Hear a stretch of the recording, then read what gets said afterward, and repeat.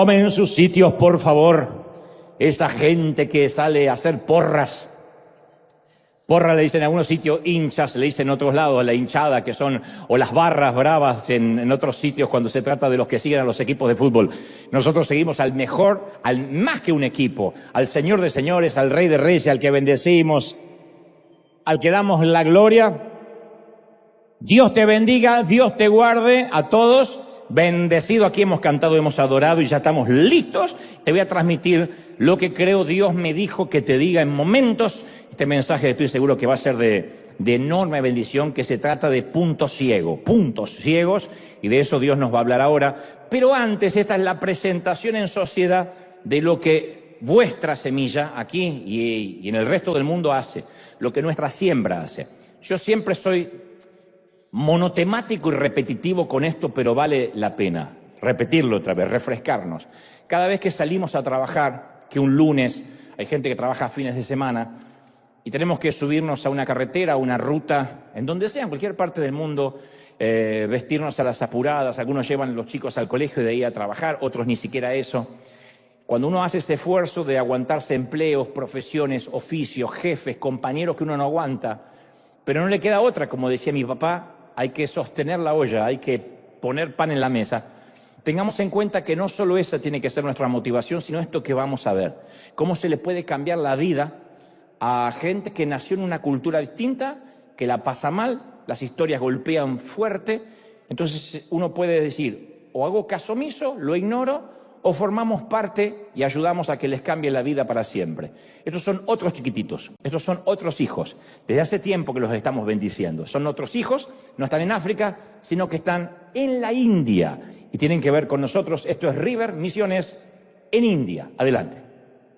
Esa es tu semilla. Ese aplauso a todos los que siembran, a todos los que dan. Esto es iglesia. ¿Acaso existe otra manera? Esto es iglesia. Y a veces uno dice la India y se imagina otra cultura, otra gente. Y cuando uno los empieza a conocer y se mete en las historias, se da cuenta de que todos son hijos de Dios, que a veces uno mira a los que nacen en la India o a los de África como nos miran a veces los gringos a los hispanos. Y dice, bueno, son de los países mexicanos, como me dijeron a mí un día. Le digo, no, yo no soy de México, yo soy de Argentina. Bueno, de los países mexicanos, me dijo un gringo. Y a veces tenemos esa costumbre de decir, bueno, el vecino es indio, aquel es chino, aquel es... Pero nos damos cuenta cuando nos metemos en la cultura que son pequeñitos del Señor, y no es que solamente vamos, hacemos eso, sino que los sostenemos mes a mes, les enviamos el dinero, recursos para comer, para vestir, para educarlos. Ya tenemos varios niños, entre los 500 que ya tenemos en África, más estos 70 y tantos que tenemos en India. Caramba, que alguien puede decir, tengo varios hijos por ahí. Si te miran mal, después aclaras que los has adoptado, que lo hemos adoptado. Gracias River, gracias gente, gracias a los que están del otro lado, gracias por sembrar. Muy bien, ¿estamos listos para lo que Dios nos va a dar, sí o no? Muy bien. Yo sé que te he contado esta historia antes, pero amerita que volvamos a refrescarla a modo de introducción. No soy de los que descartan las historias porque alguna vez ya la dije, cuando sé que así como la palabra de Dios, sin ánimo de comparar, siempre hay historias que nos bendicen, porque además es un ejemplo magnífico que viene con la narrativa o que hace a la línea del relato. En cierta ocasión, el querido Rick Warren, un querido pastor, amigo nuestro, contó que un pastor de la ciudad le pidió a Rick que visitara su congregación con el fin que le hiciera una crítica constructiva. Le dice este pastor, sé, Rick, que tu aporte nos ayudaría y agradecería muchísimo que nos digas qué podríamos mejorar para ser más efectivos en nuestra misión evangelizadora. Y Rick accedió con mucho gusto, sin antes preguntarle, ¿estás seguro que quieres una devolución de todo lo que yo crea que debería cambiarse o mejorarse? Por supuesto, contestó el anfitrión. Quiero que me lo digas todo, porque eres un hombre que ha hecho un gran campus allí en Lake Forest, Saddleback, y creo que tenemos que aprender todos de ti, así que no omitas nada. Necesitamos crecer y mejorar. Así que Rick relata que llegó a la iglesia de su colega el día estipulado, comenzó a tomar notas de cada detalle que él consideraba que habría que hacer cambios o mejoras, mientras pensaba, ¿cómo valoro la humildad y el deseo de aprender de este pastor?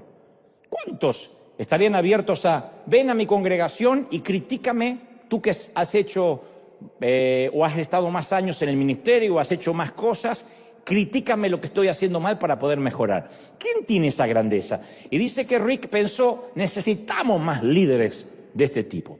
La cosa que a mediados de la semana siguiente, tal como lo habían convenido, Rick le envía a su colega todo lo que había visto y que consideraba que se debía mejorar, y se lo envía por email.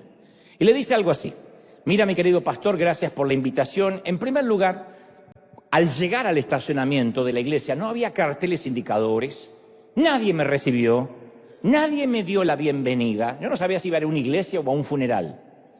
Así que me sentí desorientado hasta que finalmente encontré el templo porque escuché que cantaban.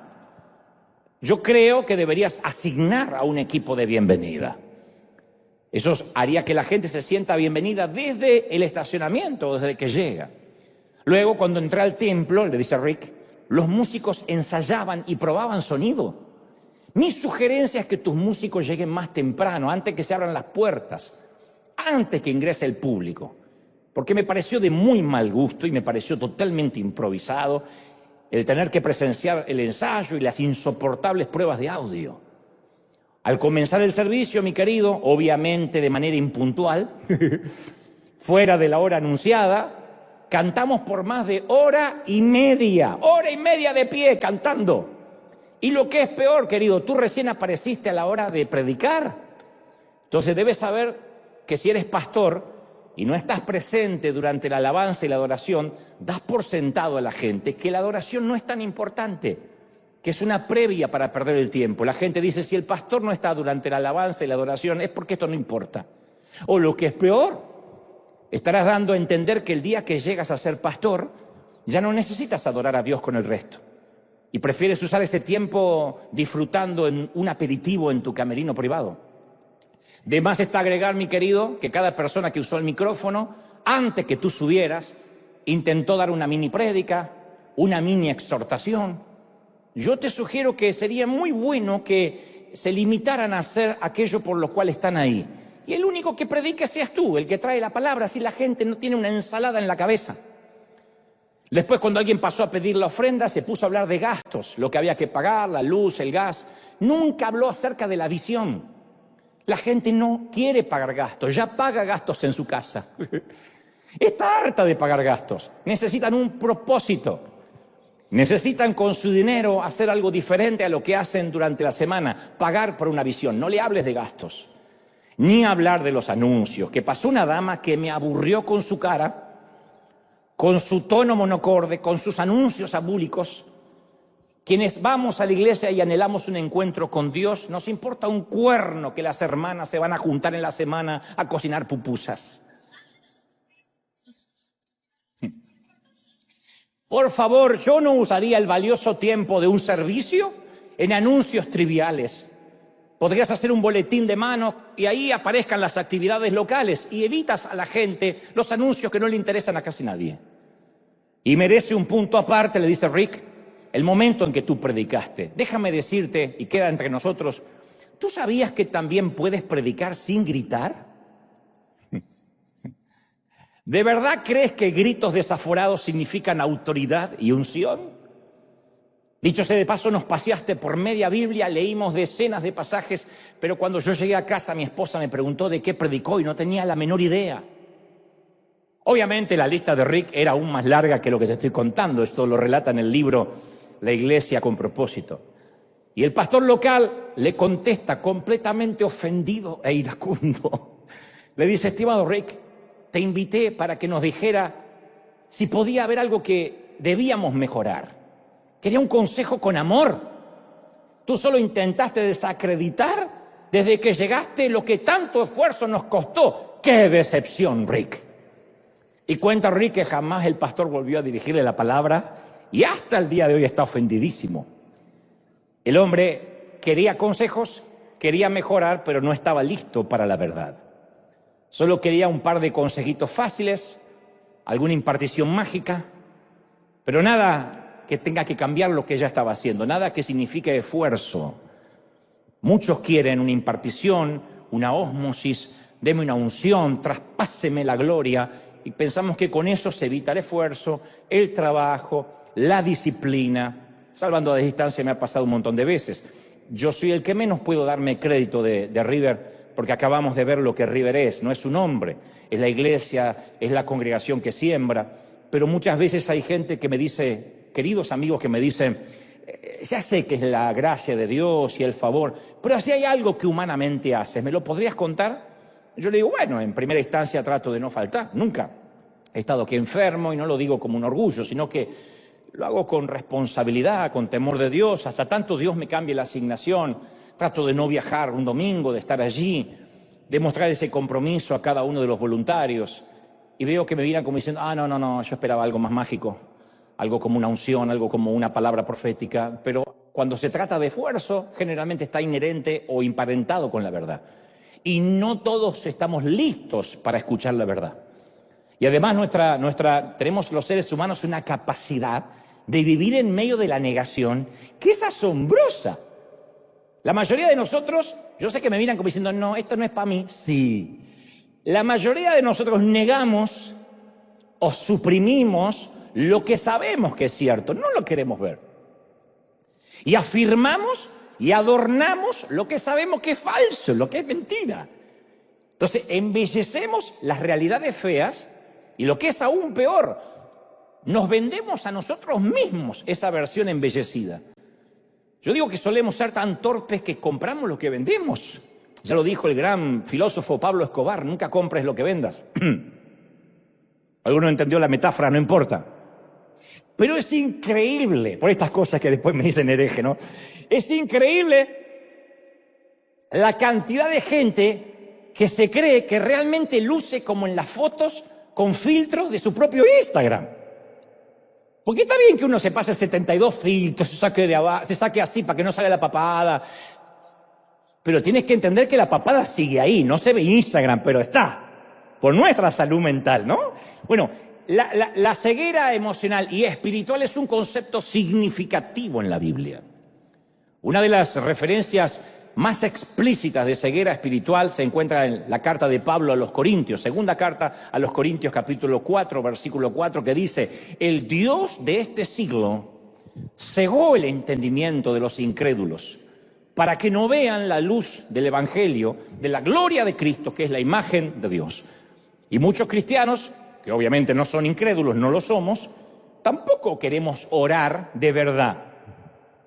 Orar de verdad significa, voy a pedirle a Dios que me revele lo que está oculto en lo profundo de mi corazón. No voy a pedirle que me bendiga, que haga de mí una persona más linda y más bella de lo que soy. No, voy a decirle, Señor, muéstrame las partes feas, pútridas que no estoy viendo.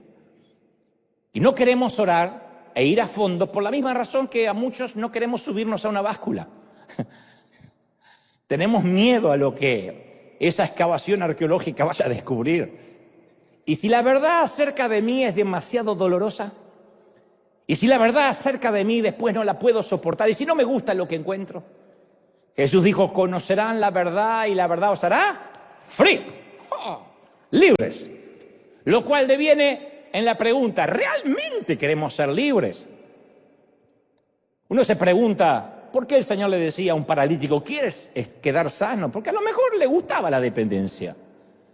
Porque a lo mejor no le gustaba la responsabilidad de la sanidad. Porque a lo mejor tenía que buscar trabajo, ahora tenía que formar una familia y pedir limosna y vivir de los demás, con el tiempo logra tener su encanto. Así que le preguntaba, ¿realmente quieres salir de la manta pequeña? ¿Quieres caminar? ¿Quieres recuperar la vista? Porque tendrás que valerte por ti mismo, ya se acabó el tiempo de dar lástima, de victimizarte. Así que las preguntas del Señor, aunque parezcan preguntontas, encierran algo mucho más profundo. Y yo pregunto, ¿realmente queremos ser libres? La verdad nos hará libres. La libertad tiene un precio. Me consta de confinados de la libertad, gente que ha estado presa, que inconscientemente vuelve a delinquir, porque la vida en prisión, en definitiva, termina siendo cómoda. Si logran hacerse respetar dentro de las paredes, no tienen que preocuparse por comida, por techo, por renta.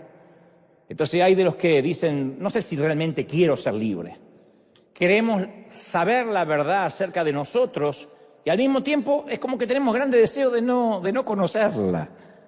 Queremos estar conscientes de lo que en realidad somos, pero no sé si estamos listos para saberlo.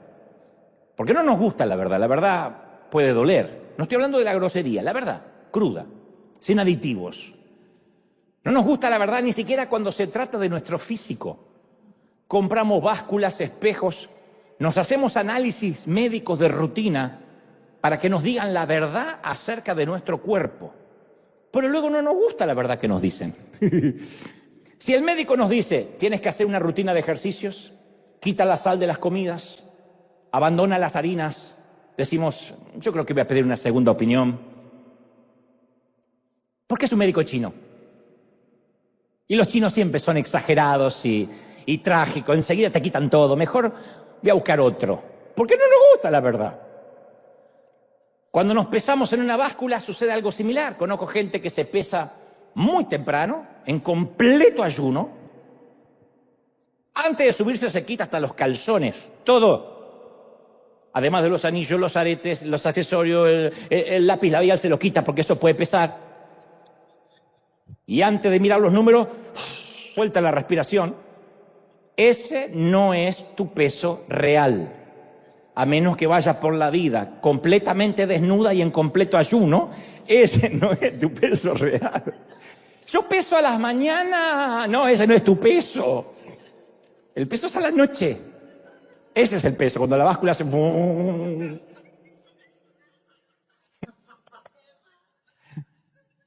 Ahora, todos tenemos puntos ciegos en los cuales no podemos navegar solos. Un punto ciego es lo más importante para un conductor, es lo que aprendemos cuando sacamos la licencia.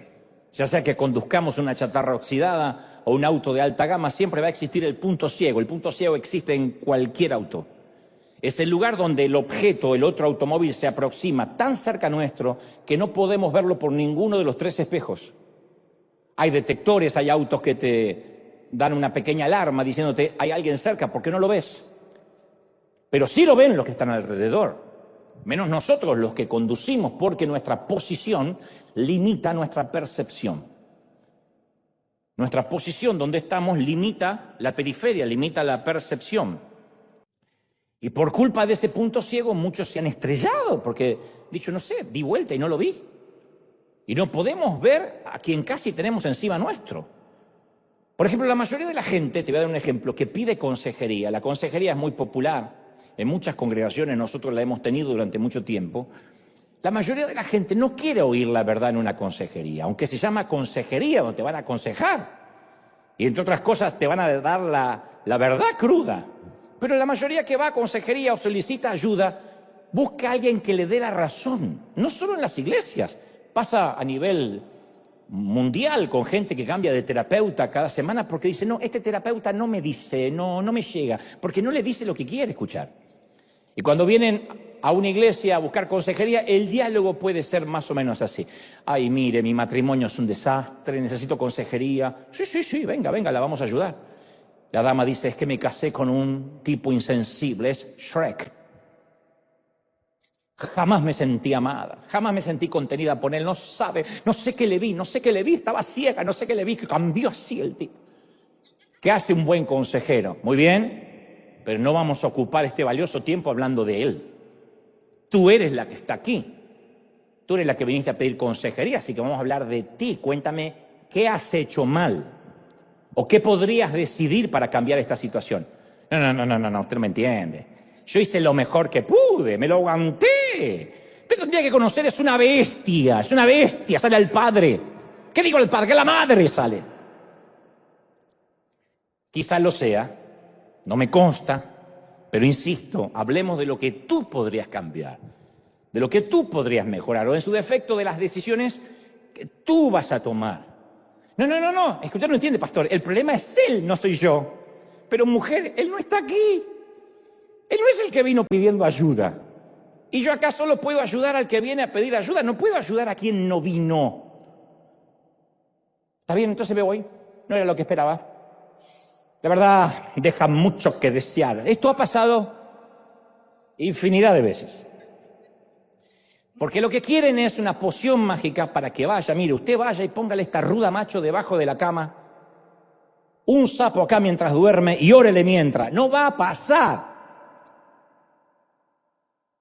Queremos que el otro cambie, porque ella no está buscando consejería. Y es más, no quiere oír la verdad, que ella no está haciendo algo, que ella no está tomando lo que debería tomar. Como le dijo un médico a un amigo mío, mira, veo que estás todo contracturado, veo que esta enfermedad no se va, que te duele todo y no hay razones físicas, se ve que estás somatizando un problema emocional. Así que te voy a recetar algo y esto es lo que vas a tomar. Y toma un recetario y le dice, esto lo vas a tomar por lo menos 1 al día. ¿Qué? Decisiones.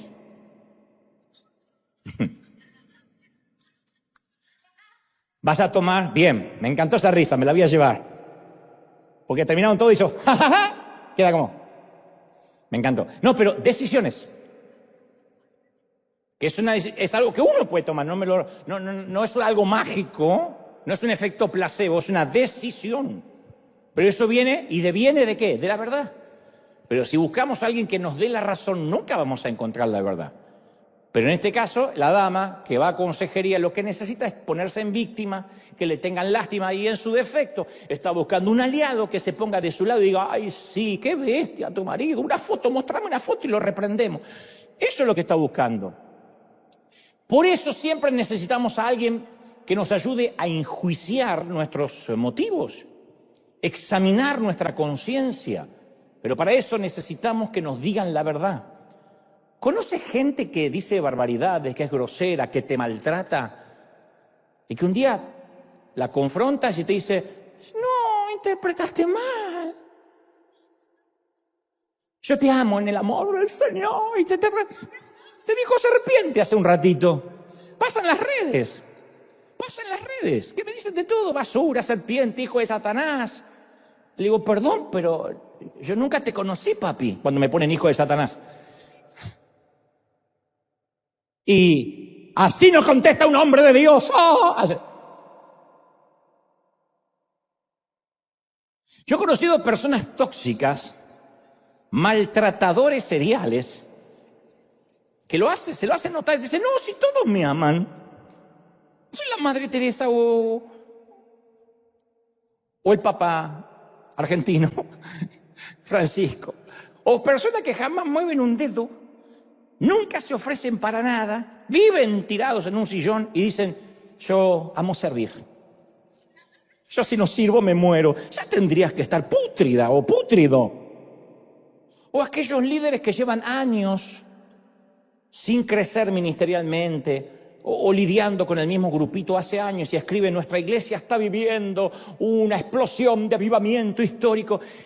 Yo especialmente recuerdo a alguien que vivía desesperado, que lo tenía a mi lado hace muchos años, desesperado por el dinero. Pero era un no sé si un defecto, un adjetivo muy visible, muy notorio. No había que conocerlo mucho porque de 10 palabras era dinero. Hablaba de crédito, de dinero y se quería comprar el auto del año y él valoraba a la gente por el auto que tenía. Tuviste el auto que maneja fulano, tuviste la casa que tiene mengano. Él, su escala de valores era el dinero. De hecho, hasta en su momento llegó a robarnos. Y su frase era, Dante, tú sabes que a mí lo que menos me interesa es el dinero.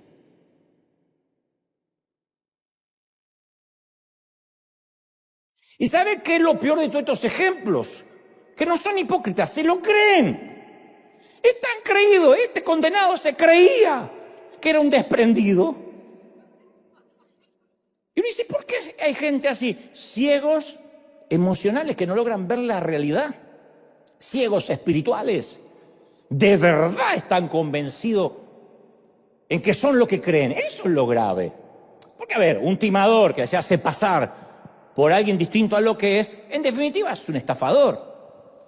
Pero cuando alguien se cree y tiene un más alto concepto de sí mismo del que debe tener, como dice la Escritura, asusta. Porque uno dice, ¿de verdad? ¿Es un pelado o un pelón que te dice, ¿viste mi cabello? Ok. Entonces, El autoengaño es un misterioso proceso en el cual nos tapamos los ojos nosotros mismos. Hay todo un campo de la psicología social, el estudio de lo que se llama disonancia cognoscitiva, que se basa en nuestra capacidad para justificar lo que decimos o lo que hacemos de manera que concuerde, que encaje con lo que creemos que somos. Entonces, nos guste o no, lo que ocultamos en nuestro interior, nuestra sombra, dicen en psicología, es intrínseca a nuestra historia y a nuestra personalidad. Esa región oscura de nuestra cartografía personal es tan importante como la faceta soleada que está a la luz. Todos tenemos una parte oscura. Cuando yo hablo del lado oscuro no estoy hablando de algo demoníaco, sino de algo que no está a la luz. Algo que tratamos de esconder, de tapar, de maquillar. Y tiene que ver esa sombra o esa parte oscura con nuestras propias historias, nuestros traumas no resueltos, con nuestros recuerdos, nuestro sistema de creencias, el entorno en el cual nos creamos. Pero ese lado oscuro, esa sombra que todos tenemos, no es el problema, porque todos la tenemos. El problema es intentar eludirla, decir eso no existe, ese no soy yo, esa no soy yo. Eso es lo que se conoce como ceguera intencional. No hay peor ciego que el que no quiere ver, decía la frase. Yo te cuento algo que a mí me parece muy interesante. Nuestro cerebro tiene cerca de 1 millón de receptores sensoriales que gestionan la información que llega a nuestra mente. Es como el alma mater de una computadora. A veces esos receptores están distorsionados, no porque tengamos una anomalía, sino que están distorsionados debido a las experiencias negativas que hemos tenido a lo largo de nuestra vida hasta la fecha. Entonces la mente humana es una máquina de procesar muy poderosa. Nosotros no vemos con los ojos, vemos con el cerebro. Los ojos son un lente. Primero procesamos y luego vemos. Proverbios 23:7 dice, porque cuál es su pensamiento, tal es su corazón, tal es él. Como piensa, como es el corazón, tal es él. La personalidad es como uno piensa. Entonces la mente te puede hacer comportar como si fuera Miss Universo, cuando capaz que no aplicas ni a Miss Aguacate. No se ofendan, digo, no estoy mirando a nadie, pero es así. La mente te puede hacer creer de que eres el tapón del océano. ¿Cuánta gente? Ese es el sesgo o lo primordial del orgullo. ¿Cuánta gente es orgullosa y no tiene con qué ni por qué serlo? Y esperante, porque en su interior se considera la última Coca-Cola del desierto. Pero también la mente puede darnos una imagen negativa y distorsionada, minimizada de nosotros mismos, que también deviene en un punto ciego. Por ejemplo, las personas que luchan con la anorexia, que creen que tienen sobrepeso cuando literalmente están piel y huesos. Pero se miran al espejo y su mente refleja que están excedidos de peso. Yo he conocido a personas con un talento increíble. Nunca lograron ver lo que eran. Y si uno no se autovalora, los demás menos nos van a valorar. Ama a tu prójimo como a ti mismo, dice el Señor, porque todos en definitiva terminamos amando lo que somos, mal o bien. Aún el que sufre de la peor estima, uno se termina amando, porque uno, mínimamente se higieniza, se lava los dientes, quiero creer, se pone desodorante. Uno se ama, se cuida. Entonces tenemos que conocer y explorar aquello que ha moldeado nuestro sistema de creencias e ideas y todo aquello que ha producido puntos ciegos en nuestra vida. No hay territorio más crítico, más difícil que la mente. Cuando una mente hace y se ensancha, nunca vuelve a ser igual. Se ensanchan las estacas de la mente. Yo creo que es el mayor milagro. Más que muletas que se caen, sillas de ruedas que quedan sin dueño, es cuando una mente se abre. Porque cuando el odre sigue permaneciendo viejo, no hay vino nuevo que le entre, lo rompe. La segunda carta a los Corintios de Pablo, capítulo 4, versículo 16, expresa, por tanto, no desmayemos antes, aunque nuestro hombre exterior se va desgastando, el interior, no obstante, se renueva todos los días. Eso tiene que ver con renovar, como dice la palabra, nuestra mente, el espíritu de nuestra mente. Toda batalla que enfrentemos en el mundo exterior, primero tiene que ser ganada en el interior. Cuando ese hombre interior se renueva. Cuando hablo de hombre, no hablo de género, hombre o mujer. Cuando nos renovamos por dentro, recién podemos ganar las batallas externas. Si no, vamos a medir todo por nuestro filtro. Yo siempre cuento la misma historia del nieto que le unta queso en los bigotes al abuelo mientras que está durmiendo, y cuando el abuelo se despierta dice, esta casa apesta. Y sale afuera y dice, el mundo apesta. No, son los bigotes. Entonces, cuando nosotros tenemos un filtro, todo va a apestar, a menos que lo resolvamos internamente. Yo te doy un ejemplo que tiene que ver conmigo. No me gusta ser autorreferencial en esto, porque si hablo de mis puntos ciegos, hacemos vigilia.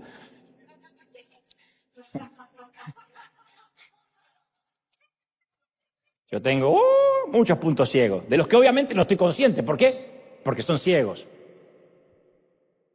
¿Y cuáles? Si son ciegos, ¿cómo voy a saber? Pero le pido a Dios que traiga luz sobre ellos. Le digo, Señor, un punto a la vez, porque si no me voy a volver loco. Y Dios me va revelando de a poquito. Pero hay uno en particular de los que descubrí, mío, con los años. Yo era el tipo de persona que rechazaba cualquier tipo de afirmación o elogio. Y yo sé que hay gente aquí que puede padecer el mismo sesgo. Que te dice, ay, me encanta tu vestido. Ah, este trapo viejo lo compré en Ross, descuento para jubilados los martes. Ahí te pregunto, ¿dónde lo compraste? ¿Cuál es el precio y si es viejo o nuevo? Te dijeron, qué lindo vestido. ¿Te hiciste algo en el cabello? Se ve fabuloso. Nah, me tapé las canas que ya estoy vieja o viejo. Pero qué educado es tu hijo. Deberías verlo en casa. Ese patrón de desviar los elogios no es humildad. Puede estar tan arraigado que no nos damos cuenta que es un punto ciego que molesta. No hay peor cosa que alguien que no sepa recibir un gracias. Un día Dios me dijo, ¿por qué siempre haces eso? Yo lo sentí fuerte. ¿Por qué haces eso? Cada vez que alguien te dice que yo te usé o que tu mensaje lo conmovió, le ayudó a tomar decisiones, encuentras un modo de despreciar el elogio. Aprende a decir gracias. Porque si no sabes recibir elogios, porque tampoco sabes elogiar. Y siempre me resultó muy difícil aceptar palabras que me afirmen personalmente. Y algo de eso, ¿dónde viene? Y de haberme criado en una cultura evangélica que considero que el elogio es una forma de orgullo. Dice que no se te suba la cabeza, ¿eh? Van a ver en las redes siempre me ponen, no pierdas la humildad, ¿eh? No pierdas la humildad, no pierdas el piso. Es como que no les robes la gloria a Dios. Viste que hay guardianes de la gloria de Dios. Como si Dios necesitara guaruras, guardaespaldas para que no le roben su gloria. Siempre hay gente que dice, no le robes la gloria a Dios. Entonces yo siempre tenía miedo de decir cualquier cosa que le robe la gloria a Dios. No obstante, ese punto ciego, yo lo puedo, salud, ese punto ciego, cuando vaya a ofrendar, retire el pulmón. Ese punto ciego, yo lo puedo rastrear hasta una convicción. La convicción del punto ciego no empezó de grande, empezó a los 5 años, 5 o 6 años. Yo siempre me creía un niño esencialmente malo, torpe y molesto, que había nacido de casualidad, que de hecho nací de casualidad. Mi mamá pensaba que era un tumor. Así que yo nací de casualidad. Yo siempre decía, mi postura era, yo sé que molesto que respire, perdón. Yo sé que molesto. Yo me iba a dormir con mi mamá. Mi papá se iba a trabajar y yo me pasaba en la cama de mi mamá, tenía 5 o 6 años, y yo trataba de sincronizar mi respiración con la de ella, para que ella no me acusara de estar absorbiendo mi monóxido de carbono. Entonces yo hacía... y respiraba junto con ella, porque si yo le respiraba en la cara se quejaba. Me dejaste toda la peste, me decía. Entonces yo hasta respirar me sentía mal. Entonces siempre que alguien me decía algo amable, mis padres me enseñaron a despreciar el comentario. Así que yo razonaba que si una persona no me conocía lo suficientemente bien, era lógico que pensara que yo era un buen chico, porque no estaba viendo quién yo era en realidad. Entonces algunas de las dagas verbales que atraviesan nuestros corazones provienen de heridas sufridas hace mucho tiempo. Uno tiene que rastrear, y esto no es revolver el pasado, pisotear el perdón de Cristo. Significa, a ver, ¿por qué yo tengo siempre el mismo patrón? Porque una vez que te pase está bien, 2, 3 puede ser casualidad, 4 es un patrón. Y si no lo tratamos, es un punto ciego crónico. Yo hace poco leía uno de los libros de avivamientos, de moveres de Dios antiguos, que contaba se llama Los Generales de Dios, y contaba que John Wesley, uno de los grandes predicadores, le preguntaba a sus voluntarios y a la gente que llegaba a la carpa o a la tienda donde hacían las campañas, le decía: te voy a hacer una serie de preguntas porque quiero ver si seriamente quieres vivir a partir de ahora que aceptaste a Cristo dentro de una rendición de cuentas mutua, que nos rindamos cuenta para que la santidad sea progresiva, para que puedas estar cada vez creciendo conforme a la estatura de la plenitud de Cristo. Entonces preguntaba, literalmente era una encuesta, decía: a ver, ¿hay algún pecado interno o externo que te domine? Quiero que lo pongas ahí, vamos a orar. ¿Estás dispuesto a que tus líderes te hagan notar tus errores? ¿Estás seguro que tu líder te haga ver todos tus defectos y errores con toda franqueza, con el fin de mejorar y no de juzgarte? Luego decía: ¿aceptas que te digamos todo lo que pensamos y todo lo que oigamos acerca de tu persona con el fin de crecer? ¿Nos permitirías acercarnos tanto como nos sea posible a tu vida, de modo que escudriñemos hasta el fondo de tu corazón y te ayudemos? ¿Tienes la intención de ser totalmente abierto, auténtico, honesto, de manera que digas todo lo que tienes en el corazón, sin excepciones, sin disfraces, sin rodeos, sin hipocresía y sin reservas? De imaginar que hiciéramos estas preguntas en River nos corrió un frío por la espalda. Imagínate que te vas a asomar a una congregación y te preguntan todo eso. ¿Estás dispuesto a que te digamos la verdad? En los tiempos de Wesley lo hacían, y por miles. Y lo hacían porque sabían que sin ayuda nunca iban a llegar a ser las personas que Dios quería que sean. Sin embargo, con el tiempo se fue perdiendo el compromiso de decir la verdad. De hecho, la iglesia es el lugar donde más se finge. Si quiere buscar un sitio de fingimiento, es una congregación, porque toda la gente finge que está bien, que está en victoria, que todo va a salir bien. Y eso no es fe, eso no es humildad, eso es fingimiento. Y nosotros preferimos que se nos mienta, aunque sepamos que es mentira en el fondo. Y simulamos que todo está bien cuando las cosas a veces no están bien, como Dios nos hablaba la semana pasada. A propósito, creo que te conté también esta historia, pero viene a cuento. La mayoría de nosotros, con esto de no querer escuchar la verdad directa, se parece a la esposa esa que se fue de viaje a Europa y le pregunta por teléfono al esposo desde Europa: dime, mi amor, te parecerá trivial mi pregunta, pero ¿cómo está mi gatito? Y el esposo dice: muerto. Ay, gordo, no seas tan directo. Y pues se murió. No sé, que se atragantó un hueso de pollo y se murió. Pero ¿por qué no me das esa noticia de a poco?, le dice la mujer. Me acabaste de arruinar el viaje a Europa. Pero se murió. ¿Qué quiere que te diga? Bueno, podrías haberme dicho: el gato se subió al techo. Y cuando te llamo de París, podrías decirme: el gato está actuando raro, no quiere bajar del techo. Después, cuando te llamo desde Londres, me podrías decir: el gato todavía no baja, no hay forma de llevarle comida. Y cuando te llamo desde Nueva York, que ya estoy por llegar a casa, podrías decirme: mira, lo llevé al veterinario porque estoy preocupado. Y al llegar a casa me dice: ¿sabes? No sobrevivió. Me hubiese preparado anímicamente durante todo el viaje. El esposo no tenía idea de semejante protocolo. Pero dijo: bueno, estoy dispuesto a aprender. Lo voy a hacer bien la próxima vez, le dice el marido. Ok, dice la mujer. A propósito, ¿cómo está mi mamá? La vieja ahora mismito se acaba de subir al techo.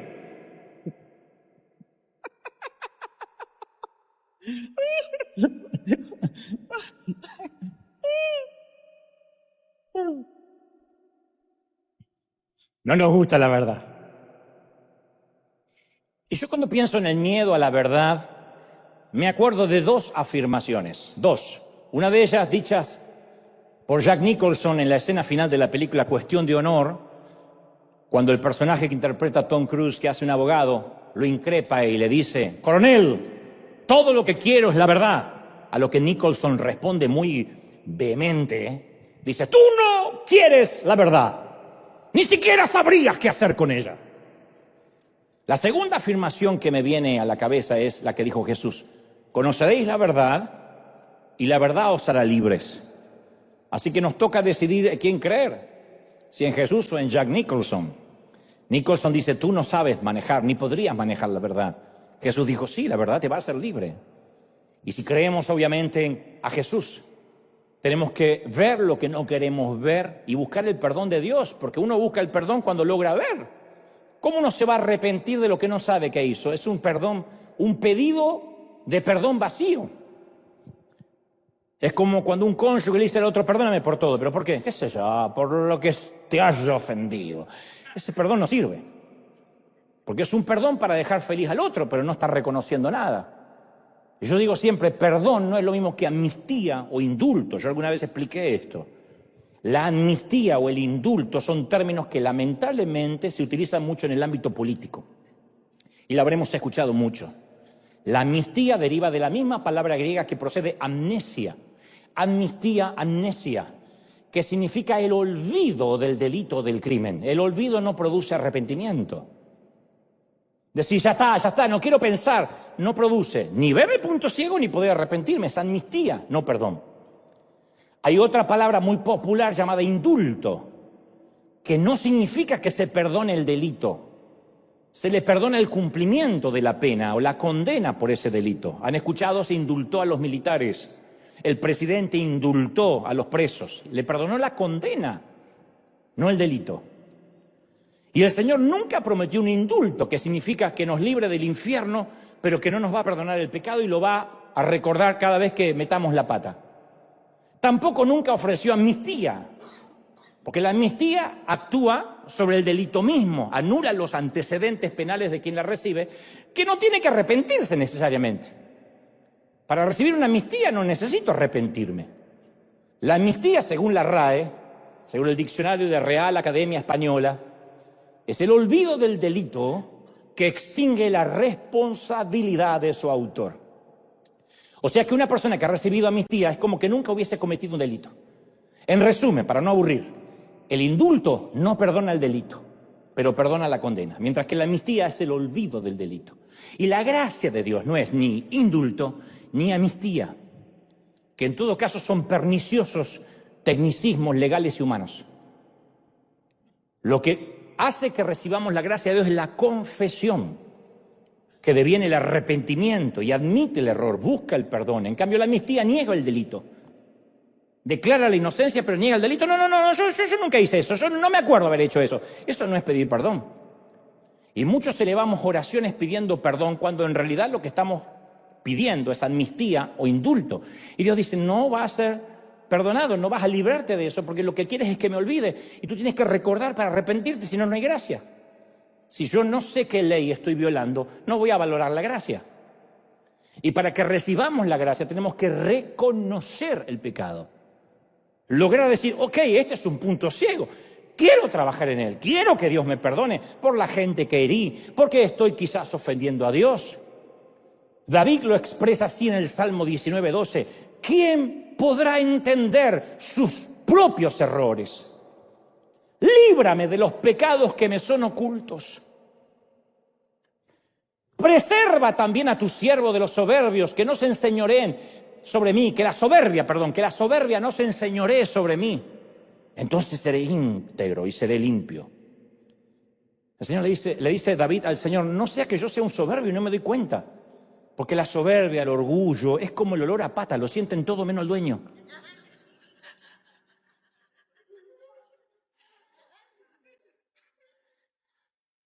David manda a matar a uno de los soldados para quedarse con su mujer y cuando lo confronta el profeta, él dice, ¡ah! No había visto, era un punto ciego. ¿Cómo sé que era un punto ciego? Porque antes de eso el profeta le habla con una metáfora. Natán va y le dice, ¿qué se debe hacer con un hombre que se queda con la ovejita ajena y cuando tiene un montón de ovejas propias? Ese hombre debe pagar. David era un hombre íntegro, que sabía lo que era la justicia, no estaba viendo lo que él estaba haciendo. Cuando se revela el punto ciego, ¿qué trae? ¡Ay, Señor, no quites de mí tu Santo Espíritu! Pero tiene que haber una revelación. Nosotros a veces queremos la gracia sin tener que atravesar por la verdad de la confesión, sin tener que enfrentar el punto ciego. Entonces no hay gracia. No buscamos que Dios nos perdone, solo queremos que Dios se olvide de todo. Que Él no vea, que nosotros nos veamos y que nadie de la iglesia vea.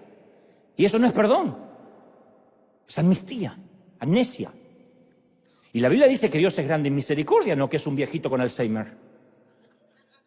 Entonces, Adán y Eva comieron del fruto, oyeron la voz de Dios en el huerto, se agazaparon detrás de las hojas y Dios dijo, ¿dónde estás tú, Adán? La pregunta fue espiritual, no geográfica. ¿Cómo no iba a saber Dios dónde está? Pero ¿en qué lugar espiritual te encuentras? ¿Desnudo? ¿Consciente de la desnudez? Los secretos siempre levantan un muro. La confesión nos hace ver desnudos y construye un puente. La vulnerabilidad construye un puente. La hipocresía nos aleja. Entonces, la revelación de quiénes somos produce la confesión del punto ciego para que tomemos una decisión, como le recetó a mi amigo el doctor, decisiones y que cambiemos, hagamos algo para cambiar. Yo te voy a hacer una pregunta directa, no tienen que responderme en voz alta, obviamente, pero ¿guardas un secreto que quieres que Dios no sepa? Te dirán, ¿cómo no lo vas a ver? No se lo dices. ¿Hay alguna parte de tu vida que prefieres no hablar con Dios? Que dice, bueno, es que Él conoce todo, a mí me da pena. ¿Hay alguna bodega sellada, algún sótano con llave? ¿Alguna parte de tu pasado o de tu presente que no quieres arreglar o enfrentar y esperas que Dios mágicamente se olvide? Porque Él es perdonador, porque Él es gracia, pero no has pasado por enfrentar el punto ciego y el arrepentimiento para acceder a esa gracia que, por cierto, está disponible. La verdad nos hará libre. Cuando un testigo se pone en pie frente al juez y al jurado, coloca una mano sobre la Biblia y levanta la otra y jura, diré la verdad, toda la verdad y nada más que la verdad. Es un testigo, su trabajo no es ampliar la verdad, ni diluir la verdad, ni explicar la verdad, solo decirla. Es tarea de los legisladores interpretarla. Es tarea del jurado resolver el caso. Es tarea del juez aplicar la ley. ¿Y el testigo? El testigo solo tiene que hablar la verdad. Habrán visto en los juicios que alguien quiere explicar más. Protesto, su señoría. Solo está redondeando lo mismo al lugar. Sea explícito. La verdad. Si hace más o menos que eso, contamina el resultado. Y de Génesis a Apocalipsis, el tema es el mismo. Dios ama la verdad y aborrece el engaño. Ahora yo me pregunto, si decir la verdad es algo tan importante, si todos estamos de acuerdo en que lo necesitamos para crecer, si es un acto de amor, ¿por qué la decimos tan pocas veces? Sencillamente porque hace falta valor para decir la verdad. Porque si le decimos una dolorosa verdad a alguien, las cosas se pueden enredar. Entonces nos aguantamos amigos tóxicos por años. 30 años la misma amiga que viene a tu casa y te critica siempre por lo mismo y te mira con envidia y percibe su envidia. ¿Por qué la aguantas? No, es que tampoco la quiero ofender. Eso no es amor, porque no se trata de la salvación de ella, se trata de lo que estás aguantando. La verdad tal vez haga que nos rechacen, tal vez nos quiten el like, tal vez nos bloqueen, tal vez nos metan en una conversación difícil. Entonces no decimos la verdad porque tiene un costo. Claro que tiene un costo, la mentira es gratis. La verdad tiene un costo. Entonces lo que hacemos es cambiar toda nuestra vida por una paz ficticia. Hay un querido autor que dice que la mayoría de nosotros vivimos en lo que él llama una falsa relación. Y la marca distintiva de las falsas relaciones es que evitamos conflictos con todo el mundo. En la falsa relación vamos a los seguros, hablamos de cosas superficiales, solo decimos cosas con las que la mayoría va a estar de acuerdo, no queremos ser el que piensa diferente en la clase, o en casa, o en la iglesia. Y decimos esas mentiras piadosas para asegurarnos de no herir los sentimientos de nadie, que nadie se ponga tenso cuando lleguemos.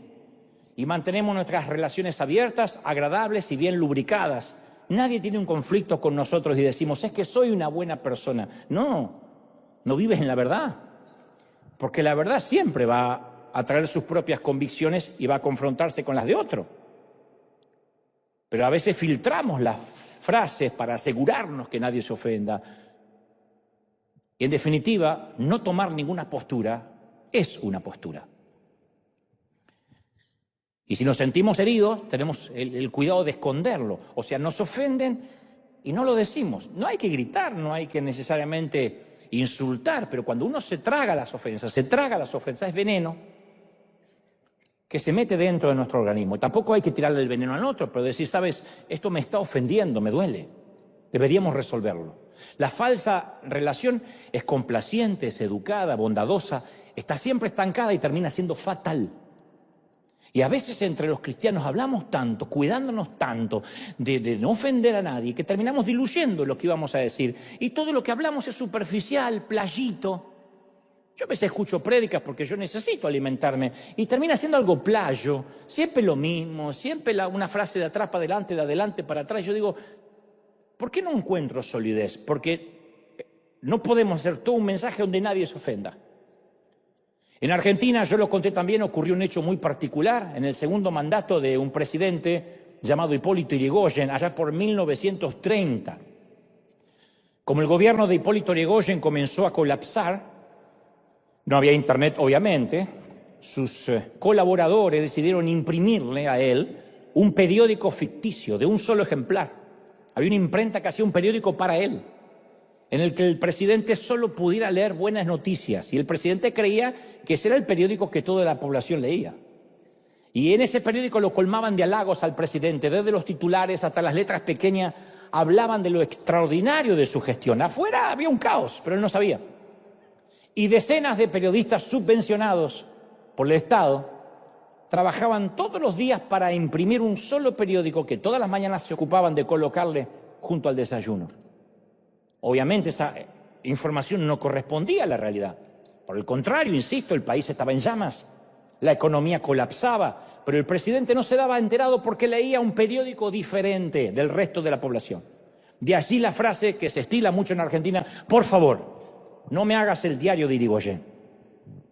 A mí me encanta decir, véndemelo al costo, no le agregues nada. ¿Cómo estuvo ahora el viaje al África? Véndamelo al costo. ¿Qué vieron? Venderlo al costo significa no le agregues ni tus sesgos negativos ni tu sesgo positivo. Porque cuando me dice, ay, no sabe, vino la chismosa de... ya le estás agregando. Di que vino Rosa, no le agregas chismosa. Perdón, las Rosas, es el nombre que se me ocurrió. Pero no podemos vivir leyendo un periódico de un solo ejemplar. Necesitamos el pragmatismo de la verdad. Y eso es algo que yo valoro mucho de los gringos. Cuando yo llegué a este país, me fascinó el pragmatismo. Los hispanos somos vuelteros. ¡Oh! Alguien una vez me hizo notar que cuando los hispanos hablamos por teléfono, nunca decimos la verdadera razón de la llamada hasta el momento de casi colgar. Un minuto antes de cortar decimos por qué estábamos llamando. Antes preguntamos por la familia, ¿y el perro? ¡Ah! ¿Qué es tu esposa? Cuando estamos por cortar, mira, quería pedirte dinero. Eso era por lo que había llamado. Recién llegamos al motivo antes de cortar. El gringo no. El gringo decimos qué fríos que son. Pero se ahorran energía. Ah, estás despedido, I'm sorry. Y esto ya. Los matrimonios también pueden durar décadas, toda una vida, teniendo un aspecto agradable del exterior. No hay conflicto, no hay muchas tormentas. La realidad es que los cónyuges pueden estar viviendo una falsa relación. El propio diario de Irigoyen. Entonces hablan de los hijos, del trabajo, de la hipoteca, cosas que nunca pasan la superficie. Y durante años no se han dicho la verdad de cuán solos están, de cuán heridos o cuán enojados se sienten. No expresan sus apetitos, sus frustraciones sexuales y se sienten desilusionados. Y ninguno de los dos tiene valor para hablar con franqueza, con sinceridad, a veces porque es un punto ciego. Así que con cada día que pasa, las relaciones mueren un día más o un minuto más. También hay iglesias que duran así años, todos fingen. Si las cosas se ponen feas, fingen que están bien, para que no les quiten la membresía del club de la falsa relación. Pero para ir más allá de la falsa relación, tenemos que estar dispuestos a enfrentar la verdad, por dolorosa que sea. Decir, a ver, ¿por qué esto no está funcionando? ¿Por qué decimos que estamos creciendo y cada vez hay menos gente? No, porque están quedando los santos, porque los que estaban rebeldes, Dios los está sacando. Y después cada vez hay menos y menos. Sí, porque si yo predicara lo que le gusta a la gente lo tendría lleno y yo prefiero llenar el cielo antes que la iglesia. Y siempre estamos buscando maneras para no reconocer que a lo mejor estamos haciendo algo mal. ¿Por qué siempre los equivocados son los demás? ¿Por qué no soy yo el que está predicando mal? El que estamos haciendo cultos demasiado largos o servicios que no le interesan a nadie. ¿Por qué no podemos tener autocrítica? Y la gente que ama la iglesia auténtica siempre prefiere el dolor, el caos temporal, que la superficialidad, antes que la superficialidad permanente. Por eso dicen, no puede haber paz sin ruptura. Decirle a la gente lo que quieren oír no es amarlas. Cuando alguien tiene una conducta destructora que amenaza su alma, necesita con urgencia un espejo. Necesita alguien que le diga la verdad. Dijo Jesús en Juan 9:39, para juicio he venido yo a este mundo, para que los que no ven, vean, y los que creen que ven sean cegados. Entonces los fariseos que estaban con él le dijeron, ¿acaso nos está tratando de ciegos? Y Jesús les dijo, no, si fueran ciegos no tendrían pecado. Pero como dicen, vemos, vuestro pecado permanece. En palabras simples, el pecado ocurre cuando decimos, yo estoy bien, pero en realidad no queremos que Dios nos haga ver. Decir que veo cuando soy ciego, eso es el pecado, no ser ciego, sino decir que veo cuando soy ciego. Juan 16:13 dice, pero cuando venga el Espíritu de verdad os guiará a toda la verdad, no a una parte de la verdad, no a la verdad editada, no a la verdad que nos gusta, a toda la verdad. Isaías 35:5 añade, entonces los ojos de los ciegos serán abiertos y los oídos de los sordos se abrirán. Eso funciona a nivel metafórico y espiritual también. Efesios 1:18, alumbrando los ojos de vuestro entendimiento, para que sepáis cuál es la esperanza a la que Él os ha llamado y cuáles son las riquezas de la gloria de su herencia de los santos, abriendo los ojos. Y hago una aclaración antes de culminar, pertinente al tema, muy necesaria. Cuando yo hablo de que necesitamos a alguien que nos diga la verdad, me refiero a un mentor espiritual o a alguien que nos ama, a quien elegimos porque nos ama. Menciono esto porque hay mucha gente que le encanta ir por todas partes corrigiendo a los demás y dando consejos que nadie les pidió o haciendo críticas constructivas cuando ellos no construyeron nada. Hay muchísima gente que dice, yo soy el que habla la verdad siempre, pero lo hace para lastimar, para denigrar, nunca habla con amor. Y esas personas juzgan con un espíritu de superioridad arrogante y a veces disfrazan su superioridad o su arrogancia diciendo es que yo soy un profeta y digo la verdad. Y hay una distinción teológica muy importante entre ser profeta y ser un imbécil. Porque lo que arde más profundo en el corazón de un verdadero profeta como Natán cuando fue a confrontar a David no es la ira, no es el resentimiento, es el amor.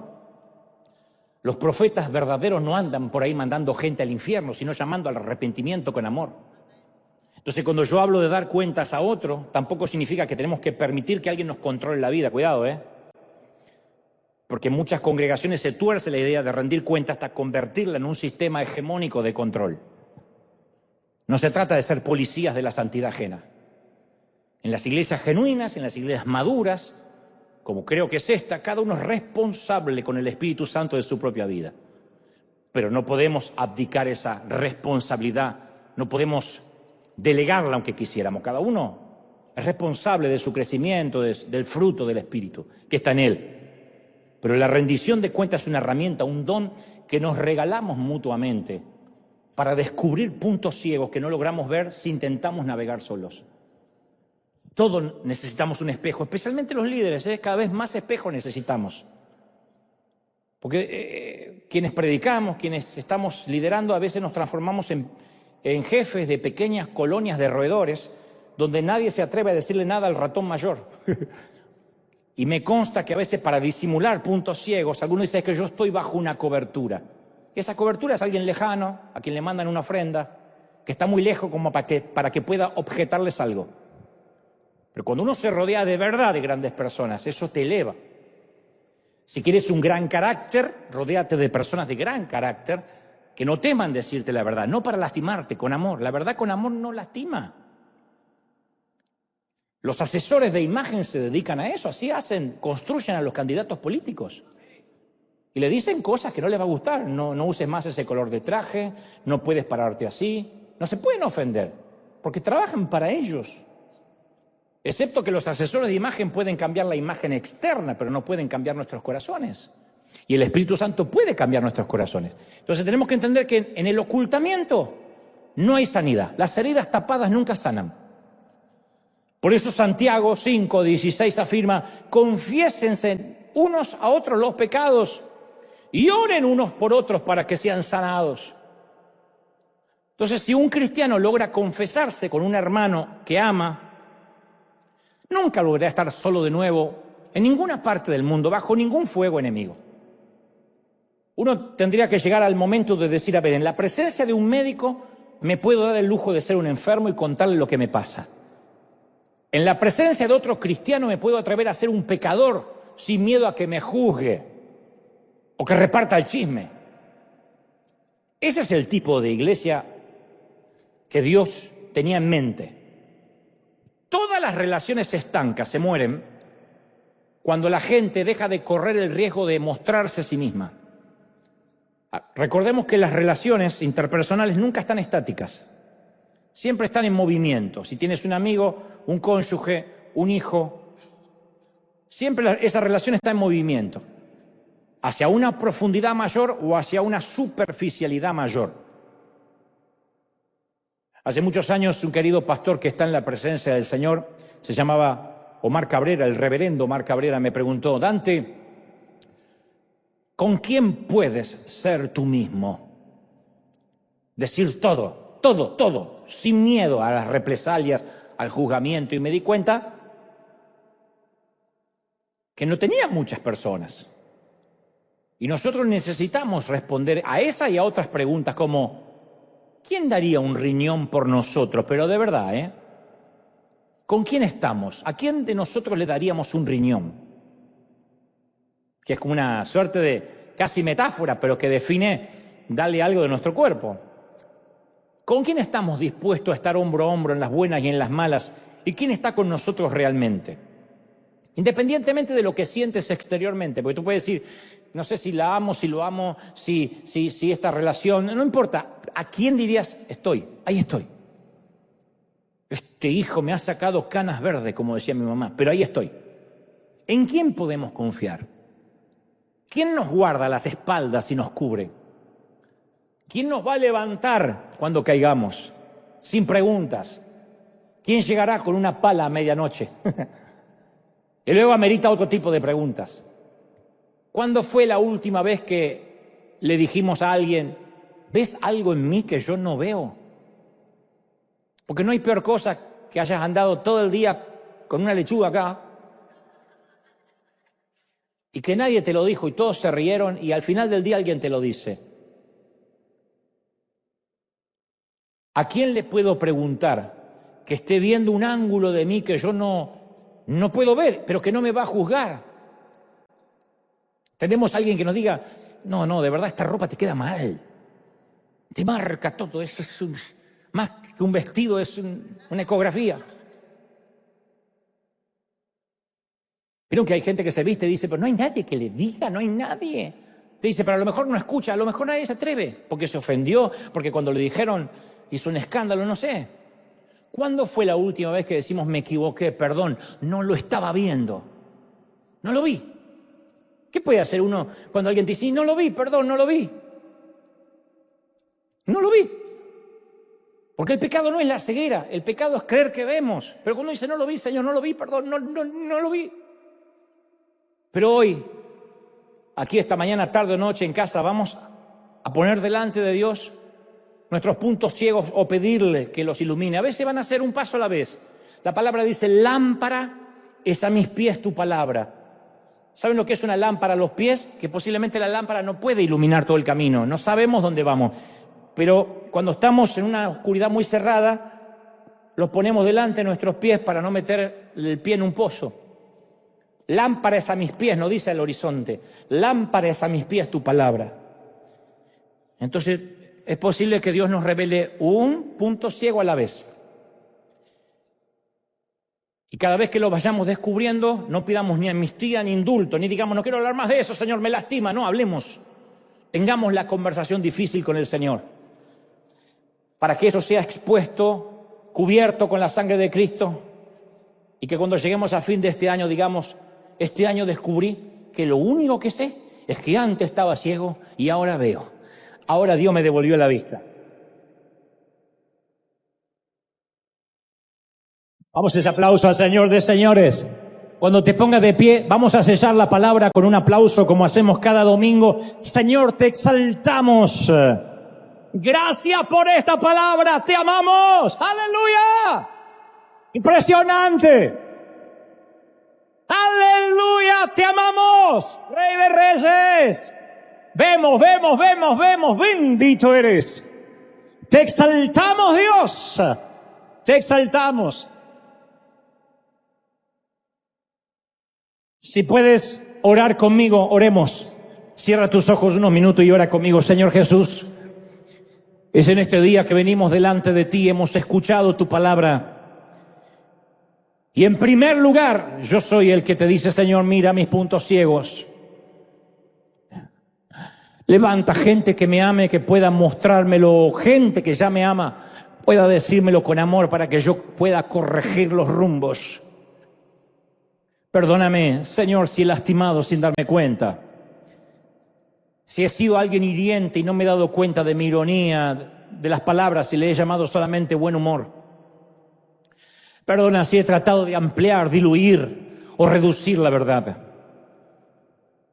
Señor, venimos a ti con los síntomas, pero no sabemos cuál es la patología y ese es el trabajo de ti, Espíritu Santo, tu trabajo. Dinos, muéstranos.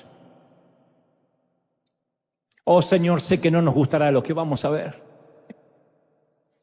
Y cuando creemos que ya hemos alcanzado un nivel, tú nos mostrarás más. Cuanto más nos acerquemos a la luz, más descubriremos que hay que cambiar. Pero qué glorioso es tu proceso. Qué maravilloso es que nos muestres, porque tú al que amas disciplinas y corriges a todo aquel que te recibe como padre y que tú tomas como hijo. Perdónanos, Señor. A los que están en casa y están haciendo esta oración en sus salas, en sus comedores. Perdónanos, Señor. Ayúdanos cada día a descubrir lo que tenemos y debemos cambiar. Imprime sobre nosotros una pasión. Llévanos al arrepentimiento, si puedes. Si te nace, levanta tus manos y dile, Señor, perdóname. Vamos a hacer la oración de David. Líbrame de los pecados que me son ocultos. Perdóname todo aquello que no logro ver. Quita de mí todo aquello que no te agrada. Escudriña, líbrame de la soberbia que nunca se enseñoree sobre mí. No permitas que alguien, que algo tome el timón de mi corazón. Todos orando, todos. Señor, quita de mí lo que no veo. Escudriñame en lo más profundo. Y luego procede a limpiarme con hisopo. Procede a una remoción quirúrgica si es necesario. Porque necesito estar a cuentas contigo, porque mi corazón te anhela. Señor, quiero la gracia, pero la gracia viene, la puerta a la gracia es el arrepentimiento. Dile, Señor, perdóname si he sido petulante, si he sido, no sé, lujurioso, mentiroso, engañador. Ponle nombre, ponle nombre, ponle nombre. Nadie está diciendo, Señor, tú lo conoces todo. Ahora es hora de ser honestos con Él. Perdona, Señor, las canalladas de mi vida. Perdona, Dios, los atajos que he tomado. No me siento orgulloso de quien he sido. No tengo orgullo de muchas cosas de las que he hecho y sigo haciendo. Pero solo pido que tu gracia baste hoy para mí. Que tu gracia cubra esa debilidad y revele los puntos ciegos. Te exaltamos, Señor. Muéstranos qué tenemos que cambiar, qué tenemos que esperar que nos transforme. Revélanos. Mi querido, la revelación va a traer dolor, pero no te asustes, no te preocupes. Es la angustia que conduce al arrepentimiento, no al remordimiento. No te vas a remorder, te vas a arrepentir. Y tan pronto como digas, perdona, Señor, no lo había visto, podrás ser parte de los que dicen, era ciego, pero ahora veo. Puedo verlo, es tan sencillo, puedo verlo. Señor, perdónanos a los que hemos culpado a la iglesia, a otros líderes, a los haters de las redes, lo que hemos culpado a las familias, a los padres, a los cónyuges, a los hijos, a los amigos, a los pastores que no supieron estar ahí. Perdónanos por tirar siempre la pelota afuera. Perdónanos siempre por culpar al otro. Hoy nos hacemos cargo de nuestros puntos ciegos. Líbranos de los pecados que nos son ocultos, de las debilidades que desconocemos. Líbranos de los talones de Aquiles que no sabíamos que teníamos, de la kriptonita que nos debilita ante el enemigo. Líbranos, perdónanos, ayúdanos. Señor, esta mañana he predicado lo que creo me has dicho que diga. No he omitido, no he quitado. He hablado la verdad sin aditamentos, sin anabólicos. Y ahora cuando ellos regresen a casa soy libre de esta palabra, soy libre de la sangre de cada quien. Soy libre de la responsabilidad que cada uno tomará. Como orador, como he hecho todos estos años, he hablado al intelecto. Es torpemente donde yo apenas puedo llegar, pero tú llegas al corazón, al alma, al espíritu, y creo que hemos hecho un buen equipo otra vez. He hablado lo que tú me dijiste. Sea tu espíritu ahora el que redarguye, el que se quede con ellos en sus hogares, en que estas palabras sigan retumbando en el automóvil, en el bus, esos hogares, en la cocina, en la cama, al levantarse, al acostarse. Que estas palabras queden escritas en las tablas de nuestro corazón, atadas a nuestro cuello, y sean transmitidas a los hijos de nuestros hijos. Palabra fiel, palabra sabia dicha por ti, generada en los cielos, en la usina de la eternidad, y transmitida por este cartero a estos tus hijos. La recibimos, la digerimos, procesamos la palabra y estamos dispuestos a que trates con nosotros, y con cada punto ciego no dejes ninguno hasta tanto estemos en la eternidad. Lo creemos, lo declaramos y en tu nombre decimos amén. Amén. Ese aplauso al Señor de señores. Dios te bendiga, Dios te guarde, coman rico, cuídense. Nos vemos el domingo que viene. Bendecido.